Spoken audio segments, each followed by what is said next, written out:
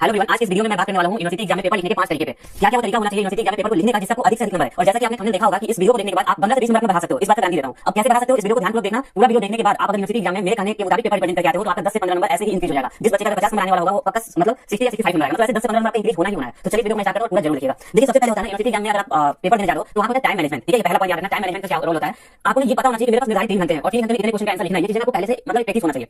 एक अगर आपके यूनिवर्सिटी एग्जाम में अगर क्लॉक है मतलब घड़ी है तो सही है, नहीं तो आपने नॉर्मल वॉच जरूर खरीद लें। नॉर्मल वॉच मतलब अंदर एंट्री मिल जाओ लेके उससे क्या होगा, टाइम पे थोड़ा फोकस होगा, नहीं तो टीचर से समय पे पूछते रहेंगे। टाइम मैनेजमेंट प्रॉपर करिएगा तो आपका एक भी क्वेश्चन नहीं छूटेगा। और जब एक भी क्वेश्चन नहीं छूटेगा तो टीचर जो मार्किंग करेगा ना, अगर 70 नंबर पेपर है तो पूरे 70 में मार्किंग करेगा। तो वहां पे क्या होता है कि नंबर का अधिक से अधिक आने का चांस रहता है। बहुत बच्चे मैंने देखा पेपर लेके आने के बाद बाहर निकल के क्या बोलते हैं कि मेरे को आशा रहा था लेकिन टाइम मैनेजमेंट के कारण मैंने 5 नंबर क्वेश्चन छोड़ दिया। बहुत बोलते हैं कि आशा रहा था मैंने सिर्फ टाइम के कारण मैंने 7 नंबर पेपर छोड़ दिया। मैंने चाहता हूं कि वीडियो को देखने के बाद ना आप यूनिवर्सिटी एग्जाम से पेपर देने के बाद बाहर निकल के ये बहाना मारो कि मेरा टाइम मैनेजमेंट के कारण मेरा पेपर छूट गया। अब टाइम मैनेजमेंट कैसे करोगे, पहली चीज लॉन्ग क्वेश्चन होता है जो सबसे अधिक नंबर आता है वहां से स्टार्ट करो। वहां से स्टार्ट करो जो क्वेश्चन आपको सबसे अच्छे से आता है, जिस क्वेश्चन का आंसर आप अच्छे से लिख सकते हो। और वहां से लिखते हुए ना आप लास्ट में जाओ ना 2 नंबर वाले या 1 नंबर वाले क्वेश्चन पे और उसको लास्ट में लिखना। मैं हमेशा ये चीज करता हूं, एक ही से बताऊंगा 1 नंबर का पेपर नहीं छूटा है जो आता हुआ है। और लास्ट में क्या होता है जब पूरा जैसे जैसे आप मान लो कि 10 नंबर क्वेश्चन है या 7 नंबर क्वेश्चन है, आप सपोज करो कि आपने 1 घंटे में ना 7 नंबर क्वेश्चन आपने 4 कर लिया या 3 कर लिया, तो आपके दिमाग में पता क्या आएगा, आप ये सोचोगे मैंने 21 नंबर या 28 नंबर का सेव कर लिया, मतलब पासिंग मार्क्स को क्रॉस कर दिया। तो यहां से इतना कॉन्फिडेंस बिल्ड होता है। फिर सेकंड जो बचेगा ना 1 घंटे उसमें आप उसी को लॉन्ग क्वेश्चन को और इंक्रीज करोगे, मतलब 3 जगह 6 तक लिखोगे। मतलब आप अगर 6 लिखोगे तो 42 नंबर अपना सेव कर लिया। लास्ट में जाके जो 2 नंबर या 1 नंबर के पेपर आते हैं ना उसको आप क्या करते हैं इतने इंक्रीज मतलब इतने फास्ट तरीके से कर सकते हो। एटलीस्ट 2-3 पॉइंट लिखोगे ना तो टीचर आपको 1 या 2 नंबर देने वाला है। 2 नंबर जल्दी देता नहीं, 1 नंबर देता है। इस प्रकार से सबसे पहले लॉन्ग क्वेश्चन करें, फिर आप नीचे आते हैं और सब क्वेश्चन को लास्ट में करें। तो इस प्रकार से करते हैं टाइम मैनेजमेंट आपका हो जाएगा। और टाइम पे ध्यान रखना है, एक आपको मैनेज कर लेना, इस समय में निर्धारित कर लेना। भरने के चक्कर में ना क्वेश्चन अटेम्प्ट ऐसा ना हो कि कम से कम पूरा क्वेश्चन अटेम्प्ट करिएगा, अच्छा नंबर मिलेगा। पहला समझिए।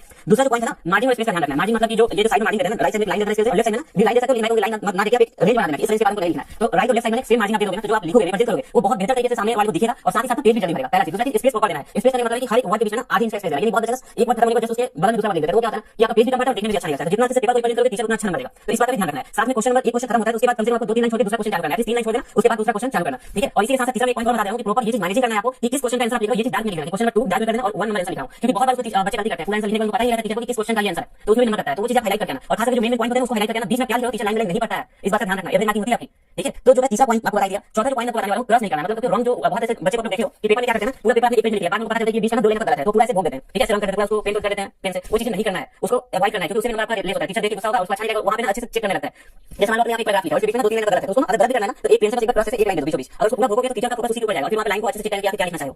तो ये चीज का ध्यान रखना है। अगर बीच में कुछ गलती भी होता है ना 2-3 लाइन या 2-3 वर्ड तो उसको छोड़ देना, लाइन में नहीं पढ़ना है। अगर स्टार्टिंग में है तो उसको कट कर देना, नहीं तो बीच में है तो उसको छोड़ देना, कोई दिक्कत नहीं होता। तो मेन चीज है आंसर किस प्रकार से लिखें। बहुत ऐसे क्वेश्चन होते हैं जिसका आंसर को पता भी नहीं होता है लेकिन आप क्या करते हो छोड़ के आ जाते हो। तो इसी विषय में मैंने बात करने वाला हूं। आपको मान लो बोलना है एक ही पॉइंट को ना आप अलग तरीके से घुमा के बना के लिख सकते हो, लेकिन ये चीज ध्यान रखना है ऊपर 2-3 लाइन लिखने के बाद नीचे ना उसी पॉइंट को 2-3 बार घुमा के लिख सकते हो। मान लो ऊपर 3 पॉइंट नहीं लिखा जो आता है फिर उसी को 2-3 बार घुमा के लिख सकते हो। ठीक है, बस थोड़ा सा सीक्वेंस चेंज करना लिखने का तरीका। तो जो जैसे आप कुछ बोल रहे हो मैं उसी चीज को अलग तरीके से बोल रहा हूं, बस उसी को पलट देना और लिख देना। यूनिवर्सिटी एग्जाम को नंबर दिया जाता है, लाइन से नहीं पढ़ा जाता है। और भी चीज होता है कि मान लो किसी क्वेश्चन का आंसर नहीं आता है उसके ना छोड़ के मत आना। अगर वहां पे अल्टरनेटिव कोई और आंसर लिख सकते हो, जैसे बहुत बार ए भी करके आता है तो आप लिख देना। अगर मान लो आपको दोनों नहीं आता और फिर उसके क्या करोगे तो देखो पूरा अपनी बुक पढ़ के रहो, पूरा चैप्टर थोड़ा थोड़ा पढ़ो ना कि कहां से एग्जाम आएगा। तो अगर टॉपिक से रिगार्डिंग थोड़ा भी पढ़ा है तो कुछ लिख के आ जाना। ठीक है, कुछ अपने सॉल्व बना देना उसमें। अगर कुछ भी ना पता हो ना तो क्या करना, जो भी तुम पढ़े हो उस चैप्टर से रिगार्डिंग, उस बुक से रिगार्डिंग, ठीक है, उस सब्जेक्ट से रिगार्डिंग तो देखना कि कौन सी चीज उसमें मैच हो सकती है, उसको हम मैच करके